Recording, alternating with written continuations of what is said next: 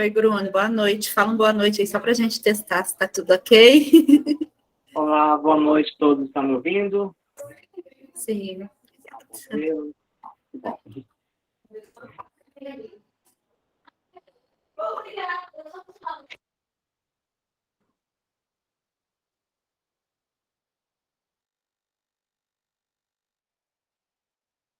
Gente, boa noite. Professora Tula falando. Sabina, eu Sim. acho que temos 20 pessoas participando. Provavelmente deve entrar, mas você acha conveniente começarmos? Ela acabou de me avisar aqui que está finalizando uma reunião que a gente pode começar, que ela já estará entrando em seguida. Beleza, isso mesmo. Então, bora lá. Vamos, né? Vamos lá? Vamos. Bom, pessoal, boa noite a todos e a todas. É um prazer imenso estar aqui com vocês. Eu tinha pedido a Ju para fazer as apresentações, mas a gente tem hora que a gente quer se desdobrar e fazer tudo, né? Eu vou estar apresentando para vocês um grande amigo, Bruno Tavares Aguiar. O Bruno é licenciado em Ciências Biológicas e possui especialização em Análise Clínicas, ambas pela Universidade Newton Lins do Amazonas. Ele participou durante suas formações, né, durante sua graduação, ele foi bolsista do programa institucional, né, de iniciação científica em 2 projetos na sua área. Ele também tem especialização em logística empresarial pela Universidade do Estado do Amazonas, né, e não sei como eu aceitei gente na sala aqui, né, só recapitulando, ele é licenciado em Ciências Biológicas e tem especialização em análises clínicas, tá? Atualmente, ele é professor do Novo Ensino Médio, onde ele atua nas disciplinas de Ciências da Natureza e suas tecnologias e práticas experimentais. Ele também é coordenador do Ensino Médio em Tempo Integral, conhecido como EMTI, onde compartilhará conosco sua experiência de implementação do novo ensino médio em uma escola estadual, né, no estado de Minas Gerais. Boa noite, vou aproveitar também. Boa noite, professora Adélia, boa noite a todos. Obrigada. Boa noite, Lu, boa noite a todos vocês, boa noite, professor Bruno, obrigada por estar aqui com a gente. Eu estou com a câmera desligada, que eu estou numa outra reunião aqui no celular, mas já estou finalizando e vou ficar integralmente aqui na sala com vocês. Então, só iniciando para desejar um bom encontro, final de tarde, né, de encontro, de evento, para todos nós, e agradecer imensamente, professor Bruno, a sua contribuição aqui hoje e a disponibilidade de estar conosco, tá? Um abraço a todos, e daqui a pouco eu volto integralmente para aqui, gente. Esse mundo virtual está fazendo a gente assim, né? Aqui e ali. Ficar muito rápido, ficar ansioso demais. Então, é com você, professor. Muito obrigado.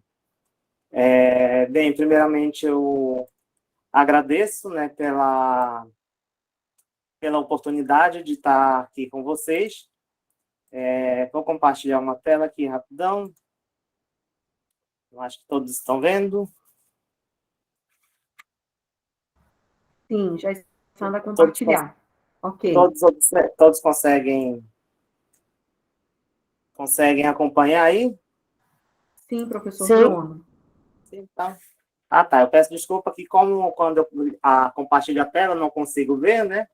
Então, eu fico dando uma olhada para o celular para ver se está aparecendo direitinho. Bem, vou fazer uma autodescrição aqui, né, para todos, né? Eu sou um homem branco, né, de estatura baixa, de cabelos curtos. Estou, no momento, usando uma camisa cor de vinho, de gola. Tenho os cabelos curtos, pretos. Certo?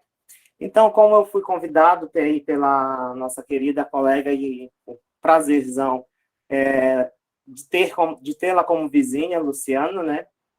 Recebi o convite para estar fazendo essa palestra e falar um pouco da experiência da implantação do EMTI, né? Que hoje a gente acompanha grandes discussões, muita polêmica envolvendo essa reforma do novo ensino médio, o que é na prática, o que é teoria, o que é falácia, né? Então, eu, primeiramente, gostaria de apresentar a equipe gestora da escola com a qual eu estou trabalhando, né? Atualmente, eu comecei a coordenação, a diretora era até então a Jussara Mello, né? Ela deixou a gestão agora a meados de julho para agosto, né? E hoje nós estamos com uma nova diretora, a Marli Souza, viu? Muito obrigado, Marli, viu, por estar participando. E eu vou compartilhar um pouco de vocês essa experiência de implementação, o que de fato é o novo ensino médio. Não vou atentar muito para essa divisão do que é o MTI, o que é o ensino médio de tempo integral, propedêutico, que é o nosso caso, o que seria, na verdade, o MTI profissionalizante, e quando que foi instituída essa reforma, né? Eu acho que já tem um certo tempo que essa discussão vem, mas a lei de número 13.415, de 16 de fevereiro de 2007, ela alterou as diretrizes e bases da educação nacional, né? A LDB, e determinou mudanças na carga horária, na organização curricular. E isso, né, ele designou para o novo ensino médio uma formação composta por a geração básica, né, que nós vamos compreender aí um pouco das linguagens, e itinerários formativos. O que vem a ser, que eu vou falar um pouquinho do que vem a ser. E no artigo 33 da LDB, ela define que a formação geral básica ela deve ser desenvolvida com uma carga horária de até 1.800 horas, né? E aí, a partir desse ponto, já começa a discussão, né? Teve uma redução na carga horária desses estudantes, como que é a formação desses jovens, né? Esses itinerários formativos, eles de fato são eficazes, enfim. Vou tentar abordar aqui de maneira bem sucinta essa parte mais teórica, né, para a gente ver na prática. Certo? Então, de acordo, né, com essas alterações que teve na lei, fica para a gente definida a formação geral básica, que ela vai ser norteada pelos seguintes conhecimentos essenciais, que são as competências e habilidades e aprendizagem pretendidas para os estudantes do ensino médio que foram definidas pela BNCC e pelo currículo referência de Minas Gerais para o ensino médio. Então, teve aí essa subdivisão, né, das linguagens, das ciências humanas, da ciência da natureza e também das matemáticas, né, e suas tecnologias. E o itinerário formativo, ele vem a ser o quê? Ele fica responsável por trabalhar alguns eixos, né, que a gente vai chamar de habilidade, trabalhar algumas habilidades dentro desses jovens, que tem por objetivo tornar esses jovens centro, né, de si, digamos assim. Fala-se muito em protagonismo hoje em dia, nessa proposta do MTI. E dentro desses itinerários formativos, nós vamos ter alguns componentes curriculares, como projeto de vida, as eletivas, preparação para o mundo de trabalho, aprofundamento nas áreas do conhecimento. Vamos ter uma nova matriz curricular, né? E aí, essas matrizes, elas vão estar... Eu vou mostrar aqui para vocês. Acho que eu vou... Já falo do projeto de vida. E ela vai determinar mais ou menos a subdivisão dessa matriz dessa maneira que eu coloquei aí do lado, né? Vai separar a formação geral básica, né, em áreas de conhecimento, ou seja, nós vamos ter 4, que são as linguagens e suas tecnologias, a matemática e suas tecnologias, ciência da natureza e suas tecnologias, e as ciências humanas e sociais aplicadas, né? A gente, como pode ver aí nessa tabelinha que eu coloquei do lado, a S quer dizer as aulas semanais, a as aulas anuais, e SHA a carga horária de fato. E aí começa-se já uma discussão, né? Porque alguns professores, falam que o MTI não é eficaz, outras pessoas falam que sim, que é eficaz. Ninguém é. Eu Todos estão coloquei ouvindo? aqui, pô, parecia. Só que eu tirei já. Oi? Pessoal, tem alguém com o microfone aberto. Tânia Correia. Perguntaram alguma coisa? Daqui a pouco eu vou já abrir, eu vou só passar um tempo. Bruno, parece que foi uma interferência de microfone aberto. É da Tânia Correia. Já fechou. Eu vou já abrir para essa discussão, que é muito gostosa, na verdade, e não deixa de ser polêmica também, porque a gente acaba, querendo ou não, falando de governos e tudo mais, de política. Mas, enfim, o que o projeto de vida desses novos itinerários formativos, ele pretende? Ele faz parte do currículo de Minas Gerais, ele faz parte do currículo obrigatório nos 3 anos de escolaridade do ensino médio, né, para a rede estadual, como eu coloquei aí, e ele vai trabalhar essas dimensões pessoais, sociais, cidadã e dimensão profissional. Professor Bruno, o que seriam essas dimensões? Né? Nos eixos estruturantes, a gente vai ver que ele vai ensinar esse jovem a se preparar, digamos assim, para a vida, né? Porém, a gente encontra algumas barreiras, né, que eu vou abordar um pouco mais daqui a pouco, que seria a questão da carga horária, a realidade dos alunos, mas enfim, vamos lá para essa parte teórica. Então, seria aprender a fazer e aprender, digamos assim, a conhecer, certo? E aí eu coloco alguns itinerários formativos que fazem parte, né, dessa nova matriz. Então, a gente vê que são bastante, como tem aí tutoria, tecnologia e inovação, pesquisa e intervenção, núcleo de inovação matemática, práticas comunicativas e criativas, as eletivas, as práticas experimentais, que é um dos componentes do qual eu trabalho, humanidades e ciências sociais, introdução ao mundo do trabalho, estudos orientados, ciências da natureza e suas tecnologias, práticas comunicativas, né? E aí as pessoas perguntam, nossa, tudo isso, né? E aí eu trago aqui também, em contrapartida dessa matriz curricular, esse recorte, né, que fala que investir em educação integral, ela reduz homicídios em até 50%. Essa matéria, se não me engano, foi no estado do Rio, apenas tem aí em São Paulo, mas tem algumas escolas, eu não sei se aparece aí a referência.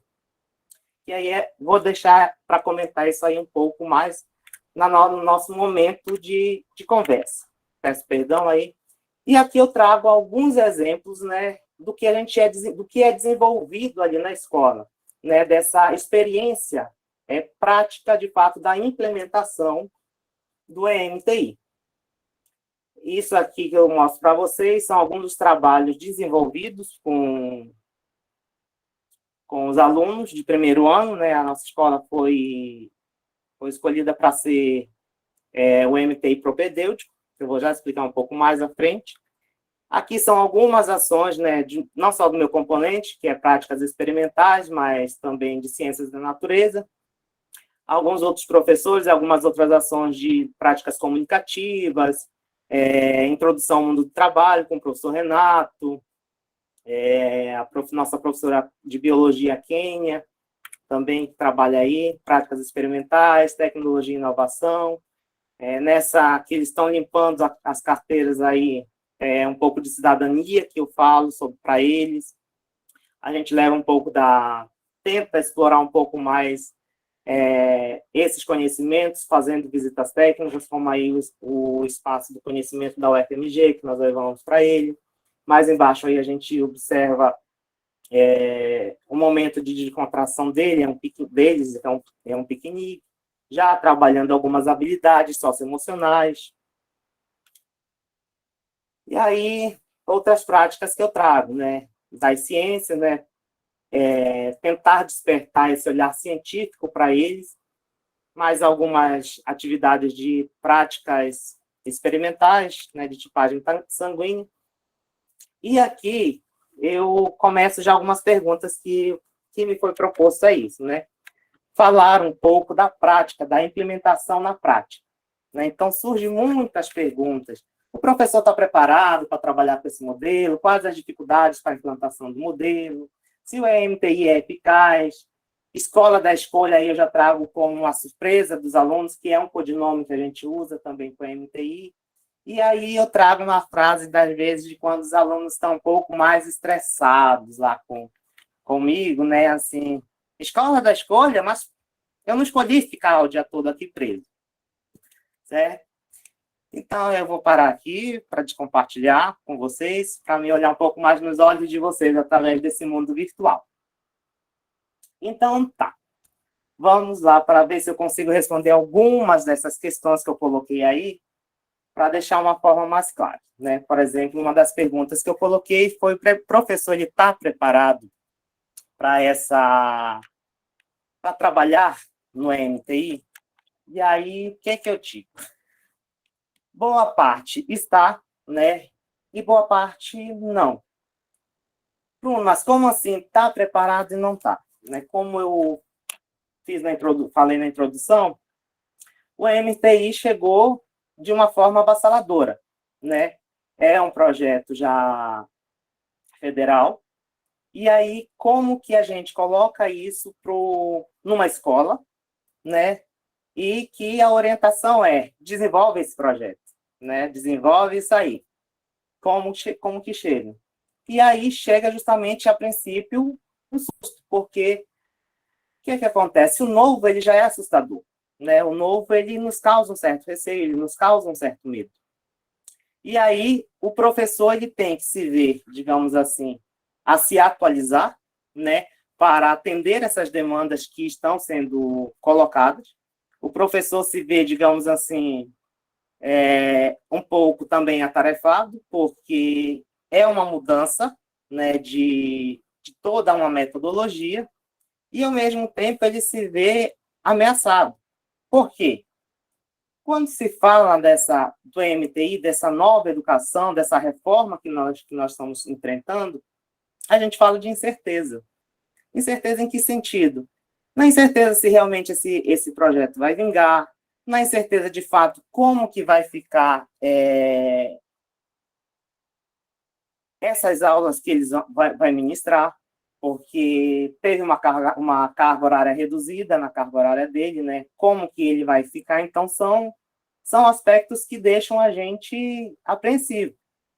E aí, o que eu falo? Os professores, pelo menos da minha escola, vou tomar a liberdade de falar assim, da minha, né? Já fui até um pouco chamar a atenção: Bruno, tu tem esse sentimento de posse. Eu digo assim, então, os meus professores, que eu falo, eu digo que eles têm alto gabarito para desenvolver. Só que aí, eu fico assim, conversando com outras escolas, e o que eu ouço?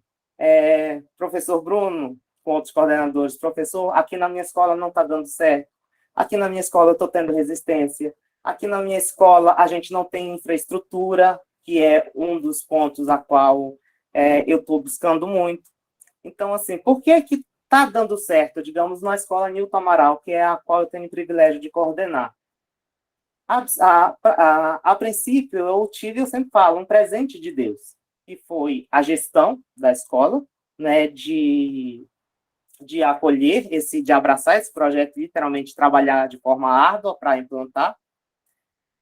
E agora, com a Marli também, ela já se propôs a nós trabalharmos juntos, né? Mas, em contrapartida, as outras escolas da rede estadual não conseguem ter isso. E aí, o que de fato desenvolve essa discrepância? Em uma escola eu consigo, digamos assim, implementar, né? Fácil, eu falo que não é, né? Eu acho que quem convive um pouco mais comigo, como a Nívia, aí, a minha especialista, infelizmente, não pôde participar, elas acompanham um pouco dessa minha angústia, porque o momento se apresenta muito bem, ora, né, não é tão bacana assim. Mas por quê? Justamente por causa dessa questão. Eu acho que falta um pouco de alinhamento, principalmente da questão de público e privado, né? Então, quando a gente vê, tem todo um acervo, digamos assim, de instituto, né? Um dos parceiros é o ICE, né? O Instituto de Corresponsabilidade na Educação. E aí, por vir de outro estado e estar analisando isso, como a Luciana falou, eu trabalhei durante a minha formação na área de pesquisa. Então, acho que quem é pesquisador vai saber um pouco mais do que eu falo, que é quando eu olho com outros olhos, além daquilo que realmente está sendo me apresentado ali. Então, me preocupa muito porque quem é a nossa clientela, por exemplo? Né? A nossa clientela lá, apesar de estar dando certo, são alunos de uma área rural, são alunos de periferia, e que para eles, né, como eu coloquei lá, é sacrificoso passar o dia todo, né, dentro de uma escola, dentro de uma sala de aula.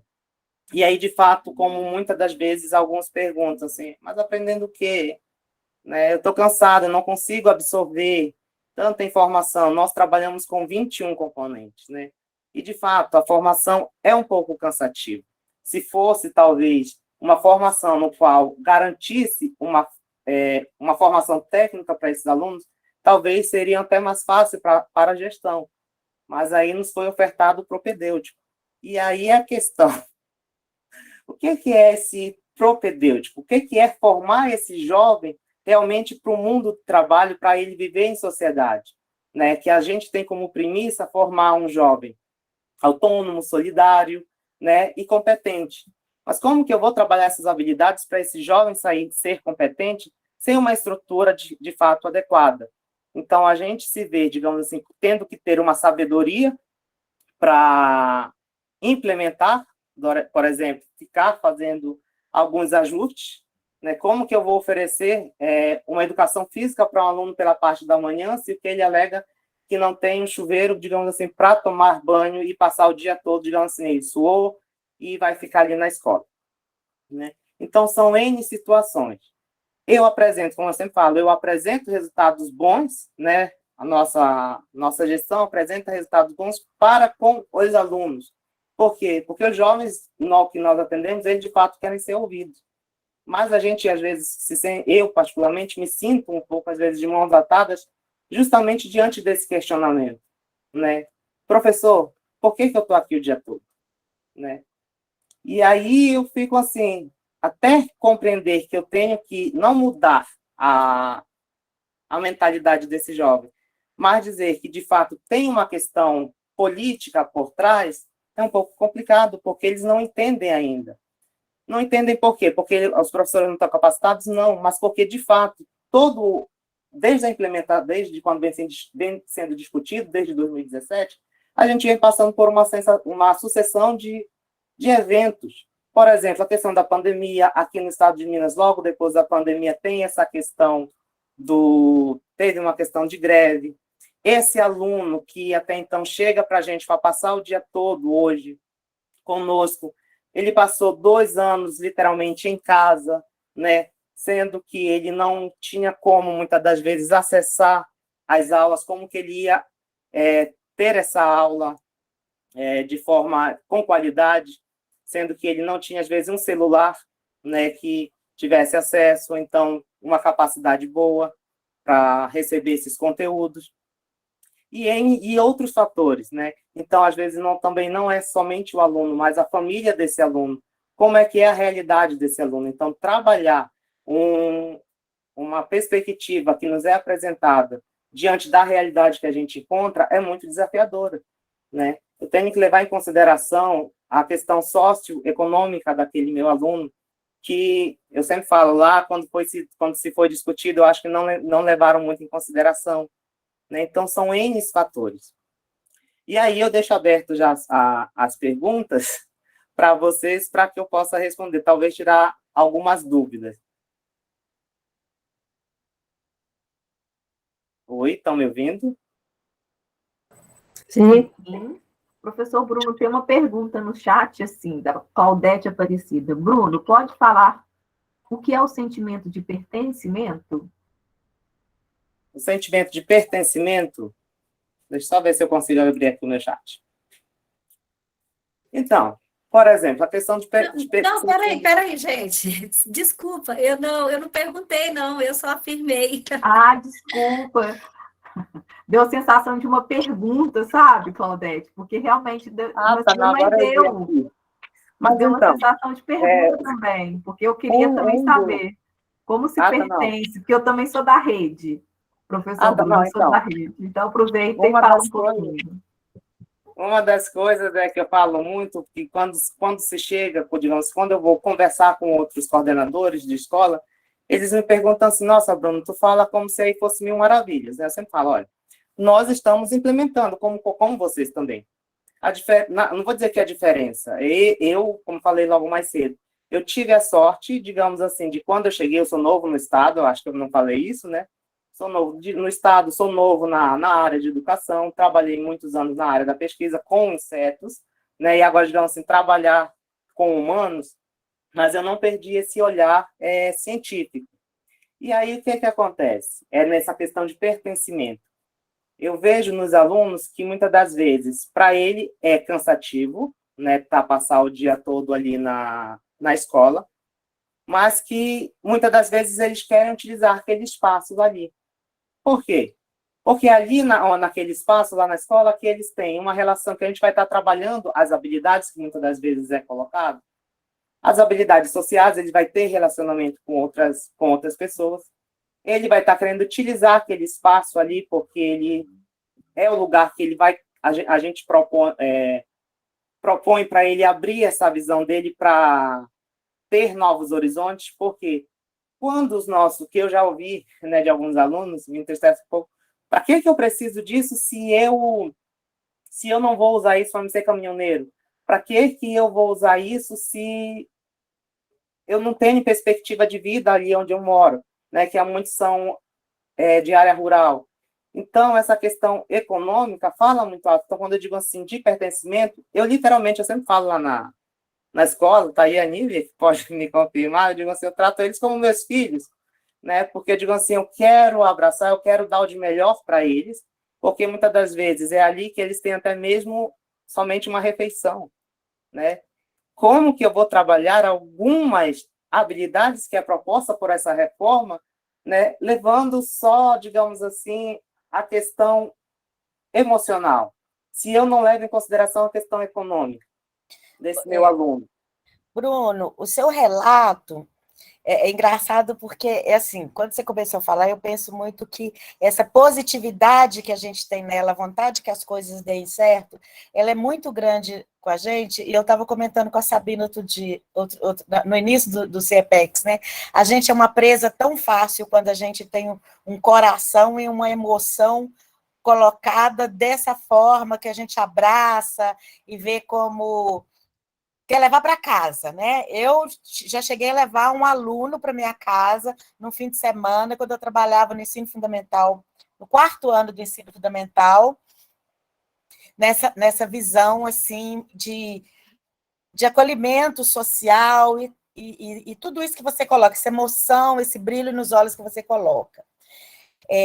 Isso nos faz, às vezes, ser uma presa fácil para essas políticas e esses projetos e esses programas, porque a gente quer a todo custo fazer com que dê certo, e, por vezes, a gente até investe dinheiro do nosso bolso para que alguma coisa funcione, né? Quem é que nunca comprou aí alguma coisa para o aluno para suprir alguma necessidade, ainda mais quando a gente está nessa periferia, com esses alunos mais carentes, e aí a gente vai com o projeto Amigos da Escola, a gente vai com esse projeto que a gente vai seduzindo, trazendo pessoas para o nosso lado e isentando o Estado, não apenas o de Minas, em termos de Estado federal, de algumas funções, né, dos compromissos deles. Eu não acho isso não é uma crítica, e não é do ponto de vista, eu não acho isso ruim. Eu acho que a gente precisa fazer isso, mas está todo o tempo mostrando, olha, gente, eu estou fazendo isso aqui, mas isso é para o Estado fazer, isso é para o governo fazer, porque senão o pai do aluno vai achar que você tem que tratá-lo como filho, e não vai cobrar do governante, não vai cobrar da Secretaria de Educação, entendeu? Então, assim, eu não acho que a gente deixar o menino morrer de fome porque é o Estado que tem que dar comida, o Estado não deu, eu não vou dar, né? Mas a gente se despertar de consciência, eu me vi muito em você. Então, muito obrigado pela tua fala, Adélia. Isso é uma das questões, assim, onde Na escola, não. Mas, por exemplo, eu vou comentar quando eu participei da formação, né, de uma das formações. O que que eu observei? E é bom que a fala já veio de cima, né? Então, nos foi apresentado, de fato, eu digo assim, o projeto no papel é uma maravilha, né? Mas o que me preocupa, como falando assim, essa questão de nós termos ter uma facilidade para ser uma presa, né? Justamente nessa questão que eu vou me atentar. Por quê? Porque quando eu implanto esse modelo, por exemplo, para minha clientela, e eu vou ver essas questões, eu me preocupo justamente nisso. Como que está a mentalidade desse meu jovem e da família desse jovem quando ele chega lá? Né? Porque o que eu quero fazer com a educação, de fato? Né? Essas ordens vêm de cima, digamos assim. Né? E aí me causa uma preocupação, porque esse jovem, muitas das vezes, ele não consegue enxergar todos esses bastidores da política. Então, por que eu não atentei tanto a essa questão da reforma, por exemplo, do novo ensino médio? Porque, eu digo assim, para os jovens, de fato, que ali estão, eles não conhecem. Né? E aí, a experiência que eu quero trazer aqui para vocês é justamente essa, na prática. Então, é essa, não só a gente que está na coordenação, digamos assim, que está ali, se torna uma presa fácil, mas também os nossos meninos. Então, quando eu falo, para mim, como professor, é gratificante quando eu trabalho em práticas experimentais, né, algumas modalidades, algumas experiências, algumas técnicas, na verdade, da área da saúde, que eu consigo despertar esse anseio desse jovem, digamos assim, para falar assim, eu quero ser um técnico de enfermagem. Poxa, professor, isso é bacana. Poxa, professor, eu estou com anseio de ir para uma faculdade. Coisa que com esse projeto, digamos assim, com essa proposta, o que eu faço, de fato, com esse menino? Se eu não tenho um ensino profissionalizante, digamos, eu vou ou encher, como eu já vi no caso de algumas escolas, encher a mente desse meu aluno com conteúdo, que infelizmente ainda é uma realidade da nossa escola, a escola ser conteudista, e aí eu não trabalhar essas outras habilidades socioemocionais, sociocognitivas, ele se posicionar de fato, a filosofia, por exemplo, que é muito importante, que vai fazer esse jovem pensar, e agora, será que só um ano, como é ofertado, vai ser o suficiente para despertar essa mentalidade crítica desse meu jovem? Né? E os outros 2 anos? Fala-se do mundo do trabalho, mas e aí? Eu, de fato, vou conseguir fazer com que esse jovem esteja realmente preparado para enfrentar esse mercado de trabalho? Como que ele vai chegar lá? Né? Como que ele vai prestar um Enem? Né? Uma vez que a gente sabe que o Enem é cobrado somente uma parte, esses itinerários não são cobrados, por exemplo. Né? Então, são várias vertentes, são várias questões que eu digo assim, que permeiam a mentalidade digamos assim, de quem é mais entendido e a minha como profissional. Porque me faz questionar também, será que eu estou contribuindo, de fato, para a formação desse jovem? Porque eu estou aqui querendo, buscando, como agora estou trabalhando bioética, e eu trago um pouco disso para a sala de aula. E aí eu coloquei esses meninos para decidirem, se fossem vocês. Né? E quando você fala assim, tu consegue ver que a resposta que tu me deu, ela é, digamos assim, um prato cheio para quem realmente quer te manipular.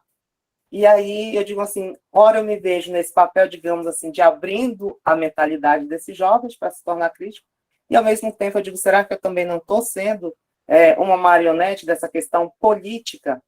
Porque me preocupa muito o que de fato estão fazendo com a educação. Eu vou usar uma frase que minha avó usa, desde que eu me entendo por gente, eu vejo que a nossa educação está sofrendo muito, principalmente nessa questão política, o interesse político na nossa área. Eles querem, de fato, eu vou falar, sucatear a nossa educação justamente para quê? Né? Qual é a sociedade que eu quero formar? Principalmente, não falando de partido, de política, mas principalmente na maneira atual. né? E é interessante, Bruno, porque quanto mais carente uma comunidade, uma zona rural, a periferia, quanto menos você dá, para eles é muito. O Dante fala muito assim, às vezes a gente faz uma educação pobre para pobre, porque às vezes aquilo que a gente oferece para ele é tão pouco. Se ele está comendo lá fubá molhado, se leva macarrão, já é uma coisa maravilhosa, né? Para que você vai oferecer um filé mignon, digamos assim?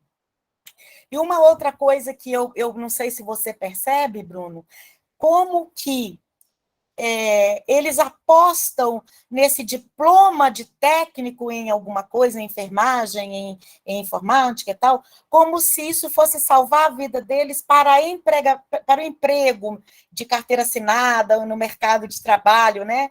A gente, às vezes, não estou falando a gente, você, de um modo geral, a escola, a sociedade, acredita ao Cefet, por exemplo, que os técnicos do Cefet vão sair de lá já empregados, né, com bons salários. E o Ricardo Antunes, ele vem falando como que isso tem mudado ao longo dos anos, né, dos tempos. E você traz isso na sua fala aí. Então, eu, por exemplo, eu compartilho muito de uma experiência particular minha, né, porque eu vim de escola pública, né, e eu, de fato, não tinha condições. Esse acesso, quando a gente vai, digamos assim, pegar os dados, de fato, a gente vem vendo que vai tendo uma sucatização. Eu quero sucatear, de fato, a educação a todo custo. Eu falo assim, o governo, né? O governo, principalmente federal. Por quê?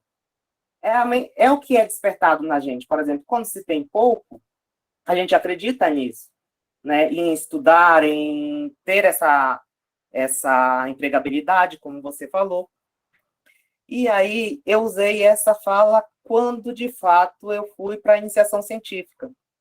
E eu falei para a minha orientadora assim, mas a professora, a doutora Silvia, eu não posso passar o dia todo aqui no laboratório. Eu sou filho de pobre. Eu não posso me dar o luxo de só estudar, eu tenho que trabalhar e estudar. E aí, só muito depois de estar, de fato, nesse âmbito científico, que eu atentei para essas coisas. Por exemplo, foi quando eu observei que alguns institutos federais, alguns cursos nas universidades federais de Manaus eram integrais. E quem era que estava nesses cursos, de fato? Né? Os nossos alunos, de fato, de escola estadual, eles têm todo esse suporte, realmente, para chegar lá? Né? Se a gente for pegar quem são esses nossos alunos que querem, de fato, cursar um terceiro grau, né? E a qualidade desse nosso ensino básico, que é o caso do ensino médio. O ensino médio, a gente vê que é um ensino básico, né? Ele está ali, mas ele não te dá grandes competências, né? Eu digo, aí o propedêutica vem isso, digamos assim, para te preparar para a vida. Mas se a gente for falar de vida, de fato, é muito extenso. Então, quando eu, por exemplo, eu já observei que eu fui pesquisar o modelo em outros estados, eu vejo que tem uma discrepância, né? Então, eu digo, de fato, o que eu quero fazer? Eu quero deixar igual, de fato, ou eu quero atender alguns poucos? Né? Então, eu sempre falo assim, a minha experiência de implantação, eu posso dizer que, a nossa escola está muito bacana. Mas isso me faz refletir, de fato, como que está a educação em outras escolas, sendo da mesma rede, né? Então, eu digo assim, estou acompanhando uma certa evasão, e esses jovens que estão evadindo dessas outras escolas, o que vai ser deles? Certo? É de fato por causa do modelo? Entendeu? Ou não? Acho que alguém quer fazer uma pergunta. Sim, professor Bruno, tem uma pergunta aqui pedindo para que você fale mais sobre o ICE. Fui eu até que perguntei, Juliana, eu pedi para fazer uma outra pergunta, Desculpa, viu, de abrir o microfone. Não, sem problema, pode Bruno, perguntar. primeiro te agradecer, viu, pela fala. Eu também sou da rede estadual. Nesse momento, particularmente, de tanto massacre, violação com relação à educação, eu, por exemplo, consegui a minha licença em um dos meus cargos para poder fazer minha pesquisa, inclusive uma pesquisa com vencimento, um fato que é, de certa forma, uma vitória para a educação nesse tempo que a gente vive de massacre. E aí eu continuo atuando no meu outro cargo, e sou aluno do mestrado do IFMG pelo campus Ouro Branco. E eu costumo dizer que o IF, essa linha de pesquisa, ela me fez despertar de um sono dogmático. Então, a minha pesquisa, eu vim muito assim, eu fui presa fácil, como a Adélia colocou aí. E aí, o IF, ele me despertou desse sono dogmático. E aí, assim, me intriga. E aí, te parabenizo demais, porque você, assim, muito provavelmente toda essa estrutura, essa questão mesmo do acreditar na educação, a própria questão epistemológica que você está trazendo, é muito fruto da sua honestidade pessoal. Você foi, correu atrás, e aí você está citando aí várias questões. E aí eu queria ouvir de você, assim, você citou muito esse protagonismo, você citou o projeto de vida, essa unidade curricular aí, a preparação para o mundo do trabalho, e eu queria, assim, obviamente, você como coordenador participou de várias capacitações oferecidas aí pelo Unibanco, por essa rede que apoia aí o governo do estado de Minas Gerais. Aí, assim, com toda essa vivência que você tem, com toda essa análise documental que você tem, o que você conseguiria, assim, agora, assim, muito espontaneamente, o que você colocaria, assim, o que seria essa preparação para o mundo do trabalho? O que você entende, assim, o que seria essa preparação para o mundo do trabalho, com essa vivência que você está tendo, com toda essa análise documental que você teve? Então, eu vou responder essa sua pergunta, Evaldo. Saber como eu até sei. Eu participei de uma formação, né? Eu sorri, não foi de desdém, porque a gente vai ouvindo coisas e vai despertando gatilhos na nossa mente. E teve um momento de uma formação que foi abordado, né, a questão dos GEAs, né, que seriam os guias de ensino e aprendizagem. Então, teve uma certa discussão ali naquela formação, e bacana, e eu fiquei só observando. Quando se falou, eu acho que até responde um pouco da tua pergunta da questão do ICE. Quando eu vi Instituto de Corresponsabilidade na Educação, eu já fiquei um pouco com o pé atrás, né? Eu digo assim, tá, vou ouvir, eu sou muito desse de observar, de ouvir. E aí, tá.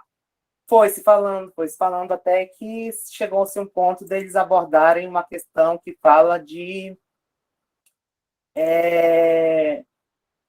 deixa eu ver. PCA. Na logística, o que é o PCA? Né? É um programa que você bota para rodar, então, análise de dados e tudo mais.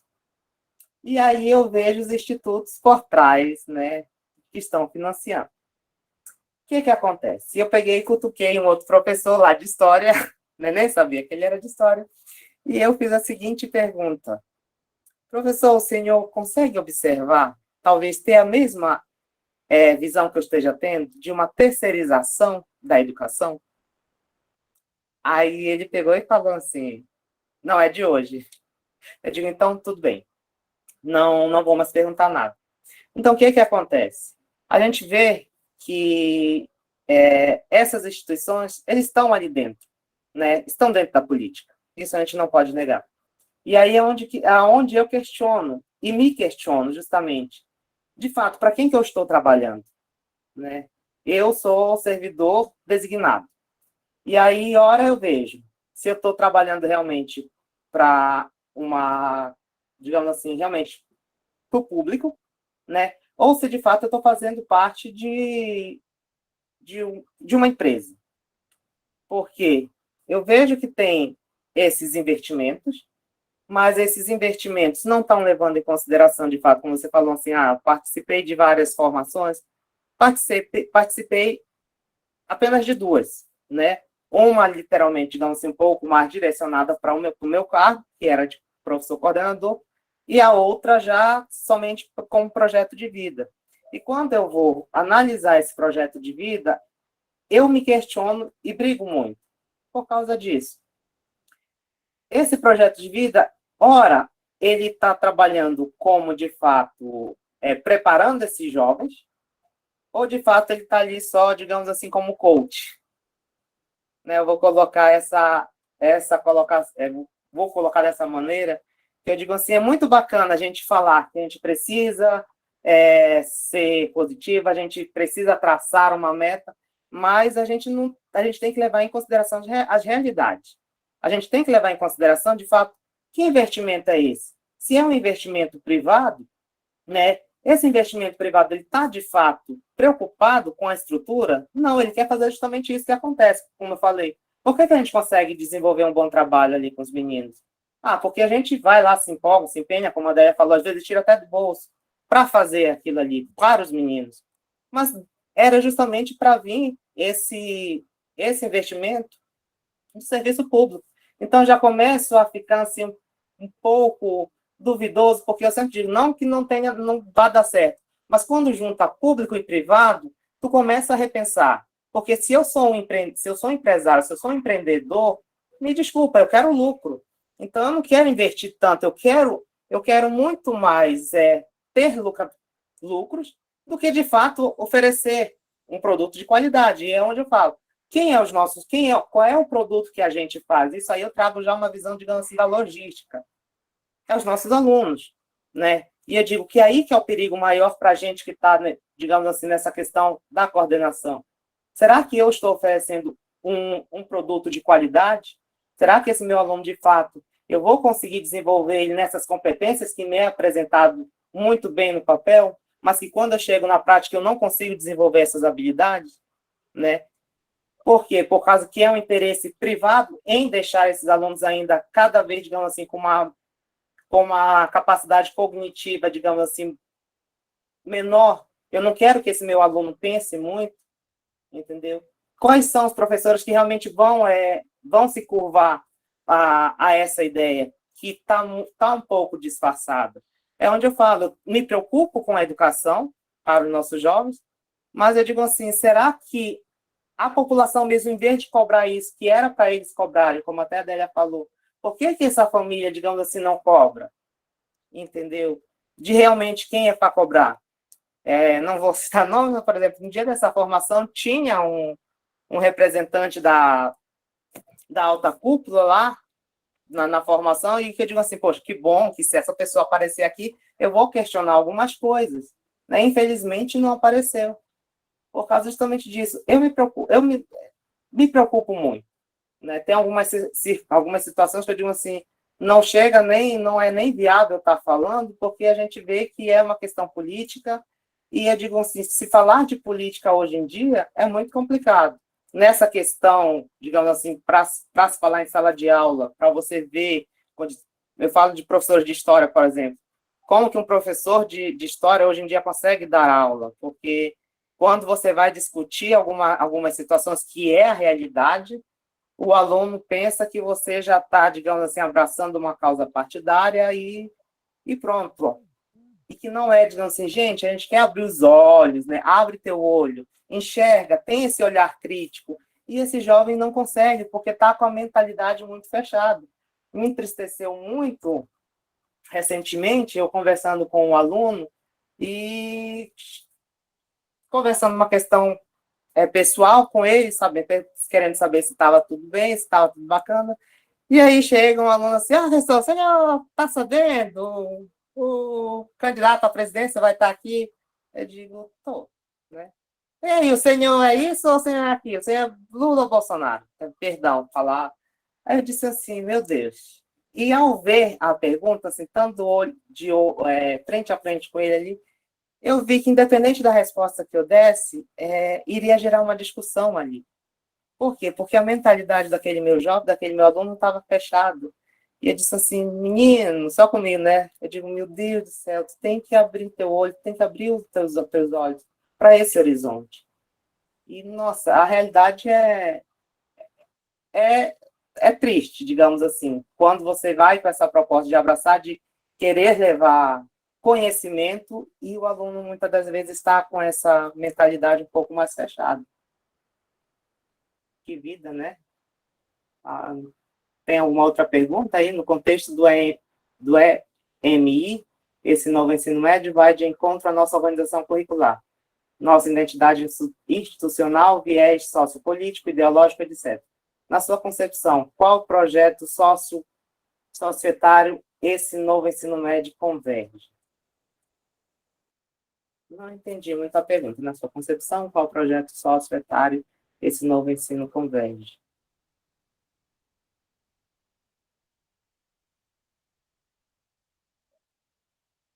Ah, tá, acho que eu entendi. Então, agora, na execução, eu sempre falo assim, eles estão correndo para implantar algo, digamos assim, que não vou dizer que não deu tempo. Eles querem, eu acho que está tendo uma cobrança, e eles querem que a gente atenda. E aí eu falo que é uma cobrança, de fato, de quem está por trás, ou seja, os grandes empresários. Né? Isso aí eu já falo abertamente. E eu acho que a intenção, de fato, desses maiores empresários não é, de fato, abrir a mentalidade dos jovens, e sim retroceder. Entendeu? Isso aí eu falo, não querer envolver muito política, mas a gente acaba tendo que falar. Né? Não é de interesse, de fato, dos empresários a gente ter uma sociedade que pense. E isso é uma grande realidade, eu acho que isso está muito visível para quem está ali na sala de aula, para quem está acompanhando um pouco dessa.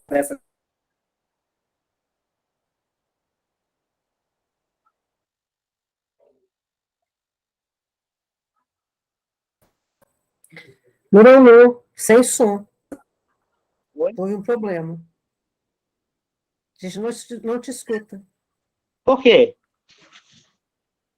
Agora voltamos a ouvir. Parou? Até onde vocês me ouviram? Estão me ouvindo? Eu acho que, assim, eu vejo... Nossa, estou me vendo muito em você, Bruno. Eu acho que você vive seus conflitos internos também, né? Sim. E você mostrou muito isso aí. Tipo assim, meu Deus, né? O que eu estou fazendo? De um lado, tem uma pressão política que não tem, a gente não escapa dela sozinho, tem a coletividade e tudo para ajudar, e para o outro lado, e é um projeto, eu acho que, não sei, a pergunta acho que fez a Leti que fez, é um projeto que tá preocupado, não é com a formação do aluno em si, mas é com essa alienação desse aluno para viver nessa sociedade capitalista do consumo e para continuar com esse projeto precário de educação e tal. Então, assim, é muito conflito para um professor ainda designado, né? Quantas aulas você tem, Bruno? Em sala de aula, eu tenho 10, né? É. Eu ministro essa componente de ciências da natureza e tecnologias e práticas experimentais. A média de aula dos professores, você tem assim, uma noção da sua escola, pelo menos? Você fala da base? Ou não? Do Então, Estado lá. Um professor, lá na escola, a média... Hã? Lá na escola, os efetivos, eles têm uma carga horária, às vezes, até completa, né? Porque eles vão juntando vários componentes. E aí é onde eu, como coordenador, até me preocupo, né? Aonde, de fato, esse meu professor efetivo, ele tenha que pegar, abraçar muitas aulas, né? E isso eu falo, por exemplo, a questão das práticas experimentais. Me preocupa justamente isso. Eu tenho que trabalhar física, química e biologia. E aí eu sobrecarrego. Eu, particularmente, gosto de biologia e química. Na física, não tenho muito domínio. Né? E quando eu coloco isso para outros professores, né, de fato, tem um professor efetivo, estão me ouvindo? Sim, eu parei quando você falou que tem da química, física e biologia, Sabina. Já parei aí. Coitado. Jesus amado, Não, gente. então, aí me preocupa. Eu particularmente gosto, né? Mas e aquele meu professor, de fato, como é o caso lá? Eu tinha professores que tinham uma carga horária maior, teve uma redução, e aí, como que eu vou trabalhar? Tenho uma aula de química, por exemplo, na semana. Quando eu vou trabalhar a outra aula de química, esse meu aluno já esqueceu. Entendeu? Por quê? Porque tem outros componentes, entendeu? E aí eu chega lá, hoje eu vou trabalhar química, eu consigo ainda ter um feedback com meus professores, porque como eu passo o dia na escola, né? Então eu sempre tenho um feedback, sempre estou indo atrás, sempre converso. E aí, professor, a senhora está trabalhando qual componente? Mas e o professor que, de fato, tem que trabalhar em 2 escolas diferentes? Que essa carga horária dele não está completa, digamos. E aí vai entrar, eu vou falar a questão assim, financeira. O professor, de fato, por mais que ele ame, eu sempre trago isso, por mais que a gente ame trabalhar, e os alunos, a gente não pode viver só de amor. Né? Tá me ouvindo? A gente não pode viver só de amor. E aí ele acaba Não tendo mesmo. aí ele acaba tendo que assumir outras aulas, vai sobrecarregar esse meu professor, e aí será que ele vai, de fato, dar uma boa aula? Eu vou conseguir realmente fazer com que aquele aluno tenha um bom aprendizado? Então, dentro desses aspectos, eu me preocupo muito. Né? Sempre falo, digo, se fosse, de fato, do interesse político, abria-se concursos. Alguém quer estar falando? Abria-se... Algum que está aberto, que está dando interferência. Acho que é Ismaelita aqui, ó. A própria equipe pode fechar o microfone da pessoa, gente. Tá.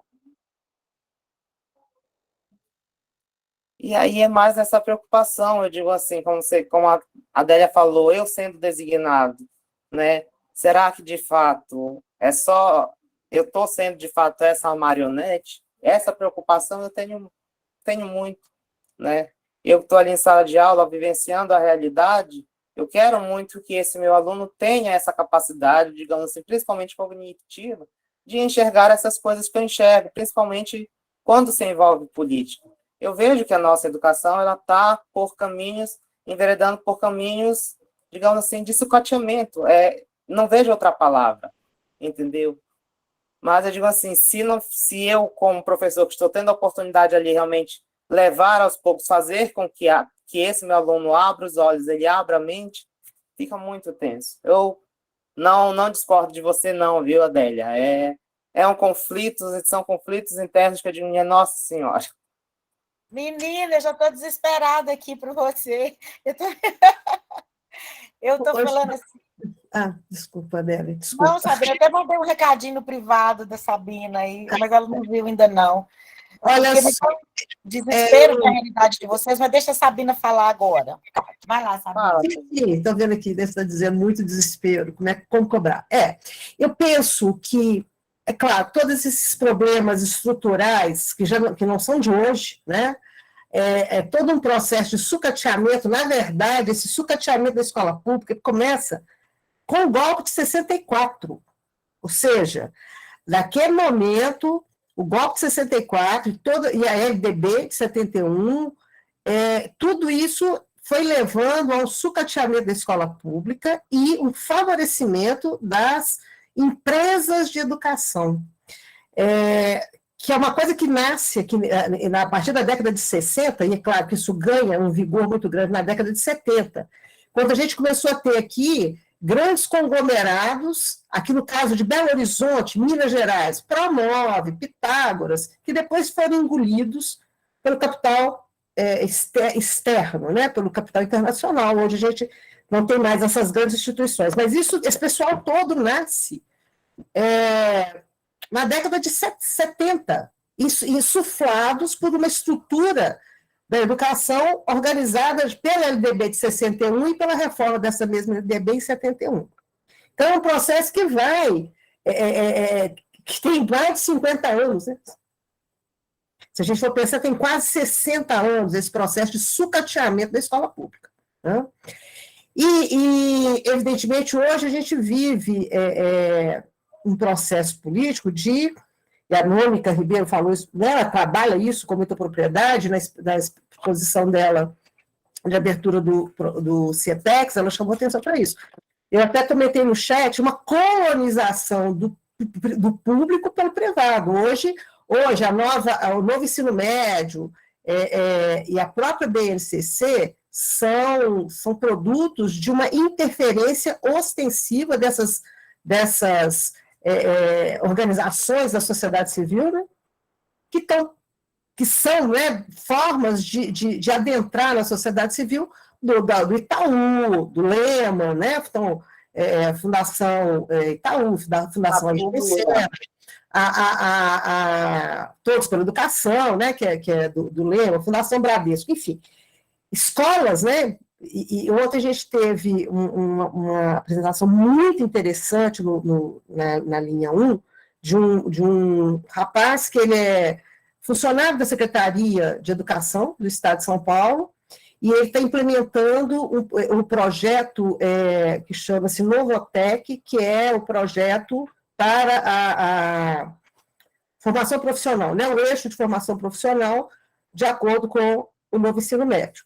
E aí ele chamou a atenção, né? Aqueles cursos são várias modalidades, e, como a Mônica já havia apontado, né, alguns desses cursos são fornecidos por instituições privadas, Fundação Itaú, Fundação Bradesco, né? Enfim. Ou seja, o novo ensino médio, ele abriu as portas da escola pública para esse braço, né, esse tentáculo das fundações mantidas pelo grande capital, né? E, evidentemente, que a reforma do ensino médio é a cara daquilo que eles consideram ser importante para a produção de uma massa de trabalhadores, né, para eles. Enfim. Então, mas tendo certeza, tendo ciência, tendo plena consciência, né, dessa inserção dos interesses privados dentro da escola pública, dentro da legislação, né, que orienta a educação brasileira, e a gente percebe claramente que as escolas privadas não estão adotando esse modelo. Eu tenho filhos que estudam em escola privada, eu tenho uma filha hoje que estuda, e ela continua tudo igual ao que era, não mudou nada, e não vai mudar, né? Vai acontecer mais ou menos o que aconteceu em 71, que as escolas públicas sofreram muito com a LDB de 71, e as escolas particulares continuaram produzindo futuros alunos para os cursos do ensino superior. Mas eu só quero chamar a atenção agora para uma questão pedagógica, que eu, particularmente, apesar de todos os problemas, né, que a BNCC tem, eu acho uma coisa muito interessante na BNCC, e que eu acho que a gente não pode trabalhar com a lógica da disciplina. Porque uma das questões que eu acho muito interessante da BNCC, não necessariamente seguindo o que ela determina como habilidades e competências que ela prescreve, mas que é o trabalho interdisciplinar. E aí, uma coisa que, inclusive, eu fiz, né, um trabalho para a Fundação Todos pela Educação, né, um braço deles, eu fiz uma parte da BNCC comentada, a parte de filosofia fui eu que produzi. E uma coisa que eu chamei a atenção, numa reunião que a gente teve no MEC com professores de redes estaduais do Brasil inteiro, que eu chamei a atenção que eu vejo, a única possibilidade que eu vejo. E não é só por causa da BNCC, não. Uma coisa que eu falo muito na formação de professor, né, que nós trabalhamos aí no Cefet. A forma que eu vejo de implementar isso com menos prejuízo para os professores e mais proveito para os alunos é na forma de uma pedagogia de projetos. Ou seja, uma pedagogia que a gente trabalha de forma integrada. Não dá para manter essa lógica disciplinar, porque senão os alunos serão prejudicados demais. principalmente na área das humanas, porque, olha só, você é da ciência da natureza. Olha que absurdo, né? Historicamente, a ciência da natureza monopolizava a carga horária e hoje o professor de química tem pouca hora. Nós, das ciências humanas, perdemos, então, né? Porque história, geografia, ciências sociais e filosofia, né? Mas eu não vejo outra saída senão trabalhar com projetos integradores, que aí sim, todos, desde os professores da ciência da natureza, das ciências humanas, da área da linguagem, todo mundo integrado ali, da matemática, todo mundo integrado trabalhando. Eu acho que aí sim há uma oportunidade de minorar os prejuízos da redução das cargas horárias. Aí a Yara está chamando a atenção aqui. Professores do ensino básico não sabem trabalhar de forma integrada, exatamente, né? E aí a gente vai na formação do professor, né? Porque nós, como professores, somos formados para trabalhar disciplinarmente, né? A nossa formação não é integrada. E a nova diretriz que sai, né, em 2019, para preparar os professores, para formar professores para trabalhar na NCC, também não diz que tem que ser integrado. Não fala isso, né? É para preparar o professor para trabalhar na PNCC, mas não promove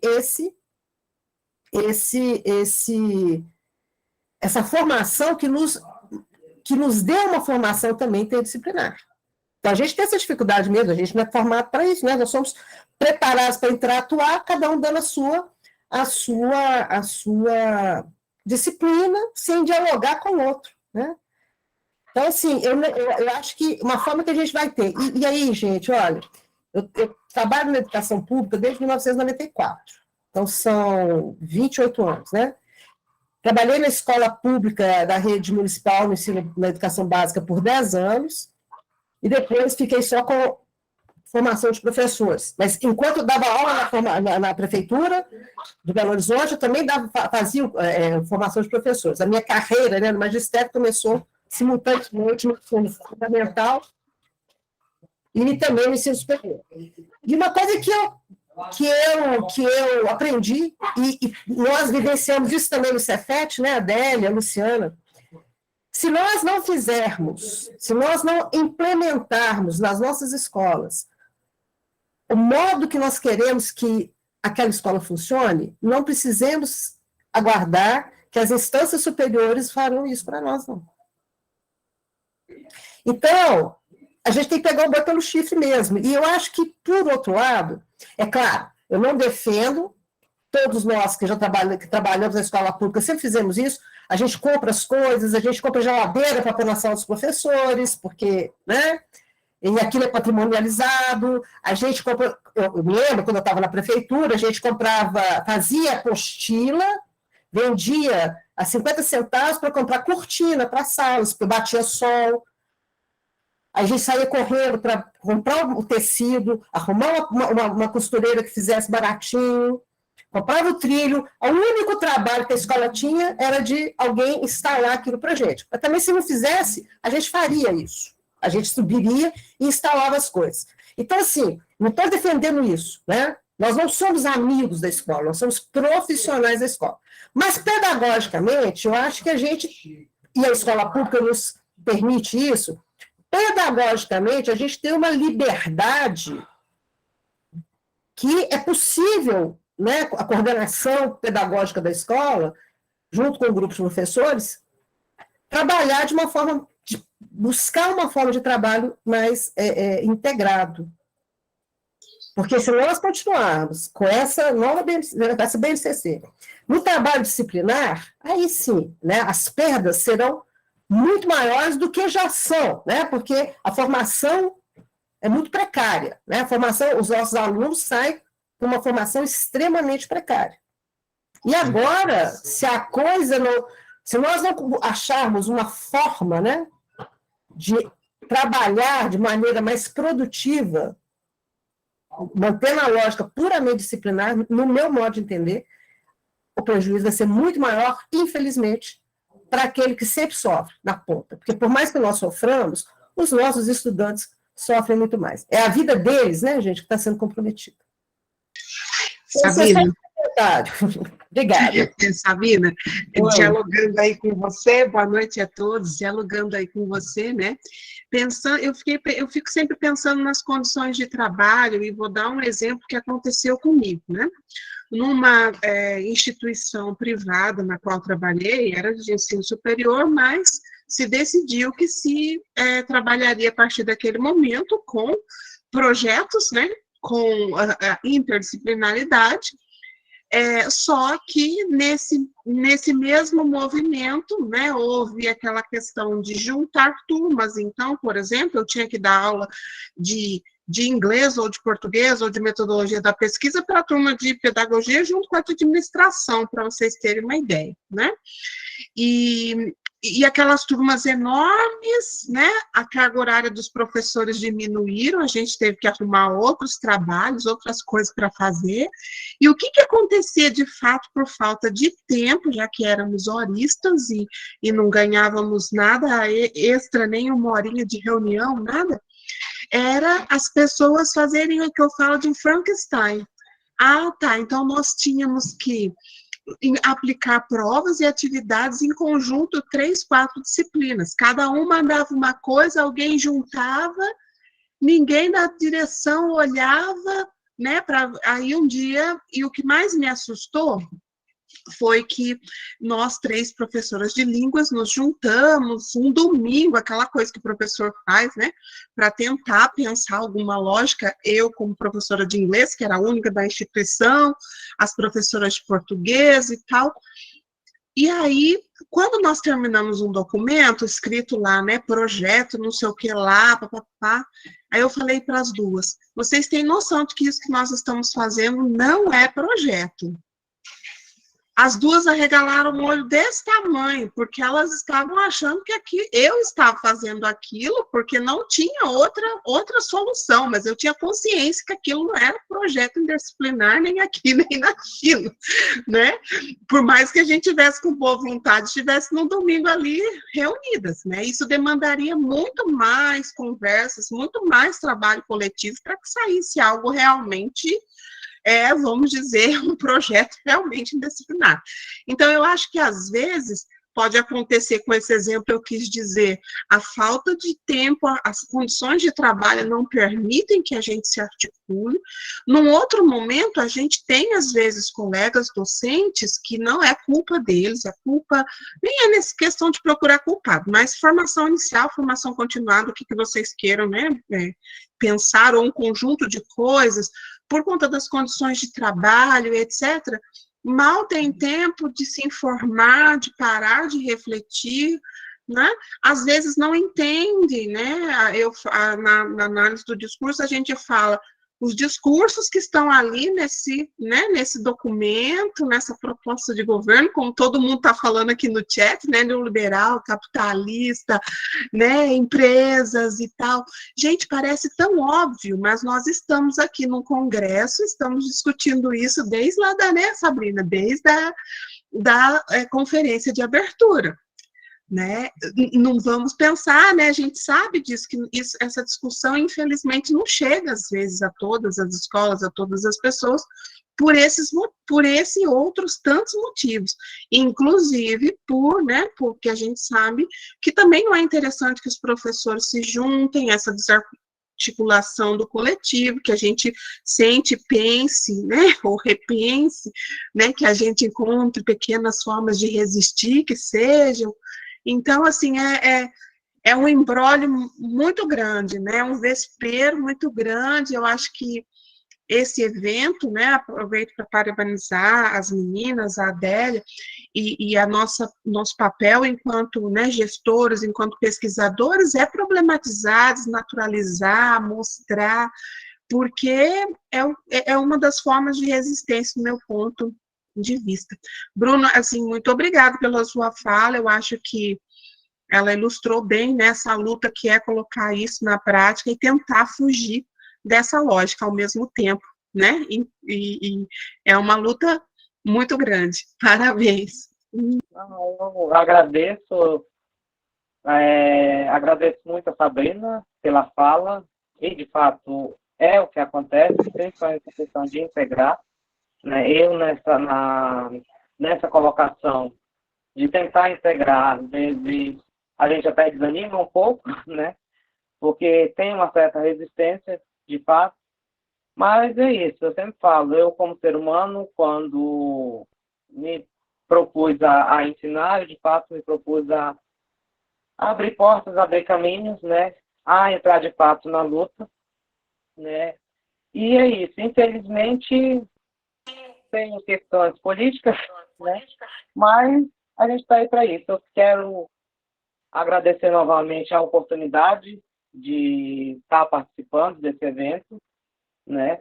Muito obrigado a todos que participaram, né? Espero ter colocado aqui pontos relevantes que tenham contribuído e poder abrir a mente de quem está nos ouvindo. E é isso, gente. Obrigado, espero ter contribuído um pouco da experiência, das lutas, eu sei que eu acho que ficou bem claro. E muito obrigado a todos. Eu também gostaria de te agradecer, Bruno, parabenizar a Adélia e todas as bolsistas, mestrandas, né, todas as mestrandas e egressas do nosso mestrado que participaram dessa organização, Juliana, Carol, Beth, Luciana, e todas as demais pessoas envolvidas na organização. Eu acho que esse EPEX, especialmente, foi extremamente importante, porque trouxe, né, como objeto de discussão a introdução do novo ensino médio. Ontem, nossa discussão foi muito interessante. O Evaldo, não sei se ele está aqui ainda, né? Evaldo fez uma apresentação assim, fundamental, né, chamando a atenção para os problemas, né? Evaldo é da filosofia, meu colega de formação. Então, assim, hoje você traz aqui, né, que assim, a sua apresentação, para mim, ela foi muito legal, porque eu considero, né, assim, por que eu achei interessante? Que ao mesmo tempo que você mostra que é possível fazer um trabalho, sim, que está sendo feito, né, você mostra, olha, esse trabalho está sendo feito à custa da boa vontade dos professores, e não pode ser assim, né, como a André chamou. Atenção, tem que ser uma política pública, as coisas não podem depender da nossa boa vontade, né, porque uma hora a nossa boa vontade acaba, nem que seja por força da nossa saúde que é prejudicada. Então, a nossa boa vontade acaba porque a gente não dá conta mais, né? E aí, a coisa capenga. Ela não pode depender do sangue de um professor, de uma equipe de professores. Tem que ser uma política pública que leve a sério a proposta que ela está fazendo. Que ela tem algumas potencialidades, eu acho que tem, sim, algumas potencialidades. Mas se a gente não tiver condições de torná-las efetivas, concretizá-las, não é pelo sangue, né, no peito e na raça, né, que a gente vai fazer a coisa funcionar. Então, assim, gostei muito da sua palestra exatamente por isso. Você mostra que é possível fazer. Está lá na ponta, né, Sabina? Mas que, ao mesmo tempo, as dificuldades são enormes, né? Que é isso que a gente tem que lutar por elas, para resolvê-las, né? Você não vai ficar livre da gente, não, porque nós estamos começando um estudo para uma pesquisa agora, no nosso grupo de pesquisa. Você já está convidado para presencialmente estar com a gente em setembro. Eu acho que você vai nos ajudar muito a entender isso. Bom, enfim, só agradecer, foi uma aula. E a professora Sabina agora acho que fechou muito bem, trazendo essa ideia, esse contexto histórico, né, dessa precarização aí de onde vem. E a Luciana, a professora Luciana, acho que as contribuições foram muito ricas. A gente vem com bastante leituras e pesquisas, e você está aí com uma prática mostrando que é no peito e na raça, né? Sim. Brasileiro é assim, né, gente? Oh, meu Deus. Professora Adélia. Oi. É o Bruno, né, meu vizinho, da Luciana, e nosso amigo. E é pau para toda a obra. Então, a gente já está inserindo ele aí no nosso círculo, né, de amizade, e vamos trazer ele, sim, para pesquisar com a gente, se Deus quiser. Aí, Bruno, acabou. Não tem nem jeito de dizer não. Eu digo, tá na veia a questão científica, né? Trabalhei muito tempo com flebotomias, e agora, digamos assim, trazer essa questão de essência que eu falo do ser humano, fazer coordenadores perguntam para mim como que consegue antecipar, que é justamente por eu olhar esses anos, né? E é isso. Adélia, bom participante para uma aula de prática docente culinária, né? Já vamos. Aqui, a gente vai fazer um encontro presencial dia 16 de setembro, não é isso, Carol? Sim. Se você puder, Bruno, estar com a gente. Vou colocar o link para o pessoal, quem quiser participar do DEPRODEF, vou colocar o link aqui no chat. Ótimo. Pessoal. Se você puder estar com a gente presencialmente para conversar com os nossos alunos de formação de professores. Aí, estava previsto 3 palestras, eu já coloco você para ser uma delas. Mas eu quero o contato dele também, tá, o Fábio e Luciana, e o WhatsApp? Tá joia. A gente te manda esse... Tem uma outra professora, Sabina, a gente quer mapear também esses professores que estão na unha, sabe? Divinópolis, a gente está com uma menina também, estilo Bruna, assim, que eles estão na unha lá, fazendo as coisas acontecerem. E tem aqui também o Evaldo. O Evaldo. E a gente rede mestrando do ProfEPT, que também tem uma experiência importante, né? Para complementar. A pesquisa. Se poder aparecer, vai ser ótimo. Lá pessoalmente, lá nos nossos encontros, vai ser muito legal. Nossa, a Sabina falou uma coisa que eu comentei com a Beth hoje. Ela me ligou depois que encerramos a parte da manhã, porque a gente vai fazendo fofoquinha, tá, gente? A comissão vai conversando, vendo. E ela, gente, acho que foi o melhor CIEPEX dos últimos tempos em termos de participação, de envolvimento, engajamento, discussão. Acho que a gente foi muito feliz com o tema, né? O tema do momento. E a gente foi muito feliz com os trabalhos, com o envolvimento de todo mundo. Estou muito feliz também, Sabina, tive essa sensação. Agora o 7 tem que prometer avançar mais. Olha o aperto que a gente passa, né? E com isso eu vou deixar o encerramento para a professora Sabina fazer. Aí, você já começou, Sabina, agora vai. Professora Sabina, antes de você fazer o encerramento, eu, em nome da equipe, né, a Carol, a Lu, nós que somos, assim, iniciantes aqui, né, a Adélia, agradecer imensamente a professora Adélia, que nos deu essa oportunidade para que a gente brilhasse aqui nesse evento. Ela tem certeza que nós fizemos, assim, o possível e o impossível para que tudo desse certo. E a Carol fez um vídeo para passar para vocês de agradecimento, tá, do CIEPEX. E se Deus quiser, ano que vem vai ser, sim, milhões de vezes melhor. Vocês nos aguardem. Pode contar com a gente, viu, professora Adélia? A gente poderia fazer o seguinte, a Sabina fala, eu não sabia do vídeo, tá vendo, gente? Essas meninas são demais. E a gente deixa o vídeo tocando, o final é bom que a gente vai ver quem é que não vai sair da sala até o vídeo acabar. O vídeo é curtinho, gente, é só mesmo de agradecimento. Professora Sabina, faça-nos as honras, por favor. Obrigada, tá, Ju, pelas palavras e parabéns, vocês brilharam. Agradeço imensamente essa honra. Então, reitero aqui os parabéns à equipe que organizou o seu CIEPEX, está de parabéns, brilharam. Concordo com a Adélia, que apresentamos aqui talvez o melhor CIEPEX, né? Tivemos a presença de pesquisadores que trouxeram trabalhos muito interessantes. Espero que vocês, né, participantes, estejam conosco no próximo CIEPEX, no 7º CIEPEX. Esse evento já está precisando ganhar um pouquinho mais asas e ser de abrangência nacional, acho que já tem condições de ser, né? E é isso aí, né? A qualidade de cada um dos eventos, ela acaba nos obrigando a sempre superar o evento anterior. Então, acredito que esse que foi de um brilhante, no meu modo de entender, foi brilhante. Eu acho que a gente tem muita coisa para trabalhar ainda na área da educação, são muitos problemas, enfim. E o próximo CIEPEX vai tentar, né, abordar alguma coisa. Enfim, espero que estejam todos conosco na próxima edição.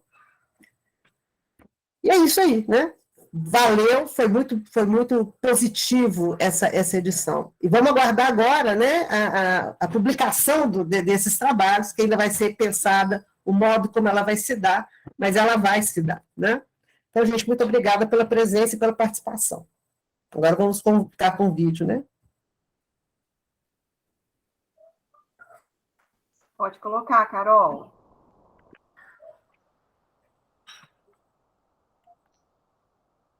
Já aparece aí para vocês? Posso começar? Sim, sim. Sim.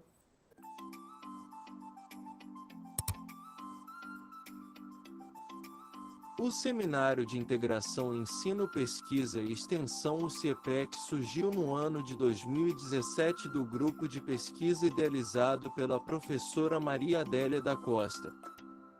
De lá para cá, o número de participantes só tem aumentado, abrangendo todo o território nacional do norte ao sul do país. Estamos plantando e colhendo muitas sementes. Queremos agradecer a todos com o nosso muito obrigado.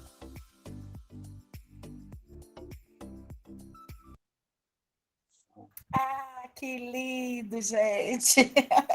Lindo mesmo. Parabéns, objetivo, curto, deu um recado maravilhoso, adorei. Parabéns, meninas. Foi surpresa isso, viu, gente? Eu não tinha visto. Elas são muito autônomas. Daqui a pouco estão nos deixando de lado, Sabina. A gente vai saber se pode se inscrever para o CIEPEX, viu? Olha. Tchau, tchau, gente. Todo o evento estará no meu canal lá do YouTube, mas vocês receberão os comunicados pelo e-mail, né, meninas? Mas a partir de amanhã vocês já podem acessar todo o conteúdo lá pelo YouTube, tá bom? A gente vai mandar o link direitinho para vocês. Obrigada a todos, professor Luciano, professora Sabina, minhas meninas, e todos os participantes aí do CIEPEX. Fiquem bem.